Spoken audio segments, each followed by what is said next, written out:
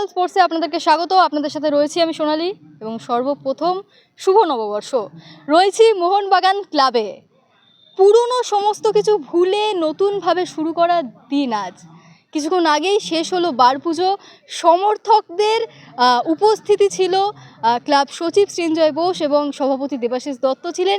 সকলে একসঙ্গে মিলে হাতে হাত রেখে শপথ নিলেন নতুন দিনের। এবং আপনারা জানেন এই যে নববর্ষ, দলের অধিনায়ক কিন্তু বারকে স্পর্শ করে শপথ নেয়। আজকে উপস্থিত ছিলেন অধিনায়ক শুভাশিস বোস এবং মনবীর সিং সাথে ছিলেন।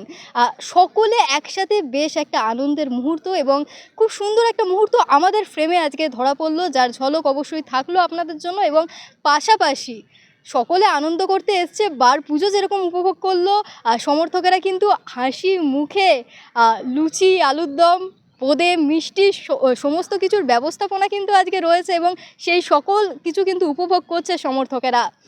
এবং আমরা কিন্তু শুভাশিস বোস তার সাথে কথা বলেছিলাম, মনবীর সিংয়ের সাথে কথা বলেছিলাম এবং সর্বশেষ ক্লাবের সচিব এবং সভাপতির সাথেও আমরা আজকের দিনটা নিয়ে কথা বলে নিয়েছিলাম। ঠিক কী শপথ নিলেন, কী পরিকল্পনা রয়েছে ভবিষ্যতে, সকল কিছু আপনারা শুনে নিন প্যারালাল স্পোর্টসে। এবং তার পাশাপাশি আজকের দিনের এই যে ঐতিহ্যবাহী একটা দিন, একটা বাঙালির আবেগের দিন, তার কিছু ঝলক এই মোহনবাগান ক্লাবের থাকলো আপনাদের জন্য।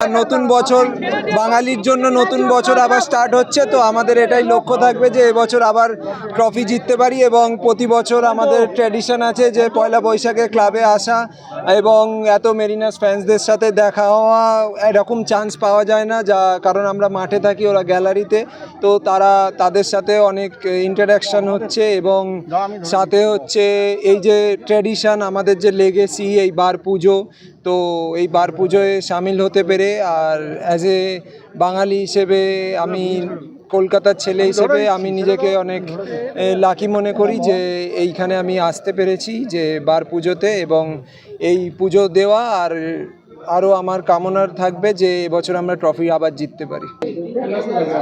फैंस का ऑलवेज एक्सपेक्टेशन हाई रहता है प्लेयर से, तो वो एक तरह का पॉजिटिव वे में हम लोग लेते हैं ताकि हम लोग हर मैच में अपना 100% दे सकें और उनको खुश रखें।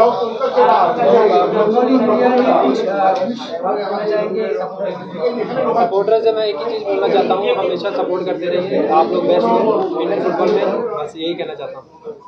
আমাদের একটাই রেজলিউশন, মোহনবাগান যেন সর্ব জায়গায় শ্রেষ্ঠ হয়, প্রথম হয়। আমরা সবসময় এটা প্রার্থনা করি এবং আজকে বার পুজোর দিনও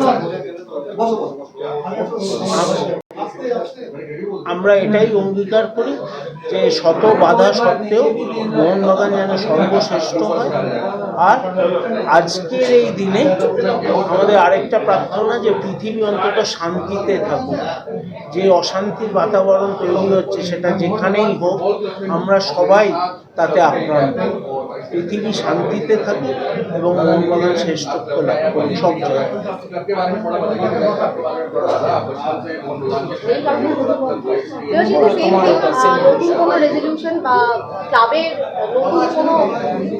দেখুন, একটা হচ্ছে তো যেটা সচিব বললো, একটা হচ্ছে চ্যাম্পিয়ন হওয়া, আর একটা হচ্ছে ইনফ্রাস্ট্রাকচার এবং খেলাধুলার উন্নতি গড়ে তোলা, যেটা আমরা অলরেডি দুদিন আগে বলেছি যে হকি একাডেমি, আমি হকি চ্যাম্পিয়ন হইলাম, মোহনবাগান চ্যাম্পিয়ন হবে, কিন্তু তাতে বাংলার হকির কী উন্নয়ন হবে। সেই জন্যে আমাদের আজকের মেন রেজলিউশন হচ্ছে প্রত্যেকটা ডিসিপ্লিনে যাতে কি করে উন্নতি হয় বাংলার, সেইটাকে মোহনবাগানকে মাথা দিতে হবে, চেষ্টা করতে হবে।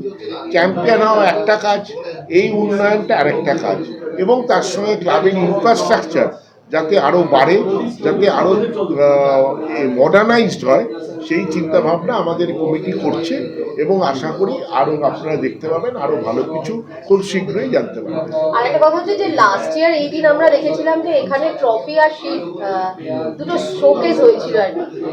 এবছর কি মনে হচ্ছে সেই জায়গাটা তৈরি হতে পারে? পেছনে একটু আসবে, সেই জায়গাটা কি তৈরি হতে পারে? এবার মোহনবাগান গত ম্যাচটা খুব ইম্পর্টেন্ট ম্যাচ ছিল, সেই ম্যাচটা যদি পয়েন্ট হারাতো তাহলে আমি বলতাম কোনো চান্সই নেই, কিন্তু সেই ম্যাচ কষ্ট করে আমরা 3 পয়েন্ট আনতে পেরেছি। এটা একটা আমি বলবো একটা বড় ইম্পর্টেন্ট টার্ন হয়েছে খেলায়। তবে আমাদের অনেক চোট আঘাত হচ্ছে, আপনারাও জানেন, সেই চোট আঘাত তো আমি ইম্পর্টেন্ট ফুটবলের জন্য।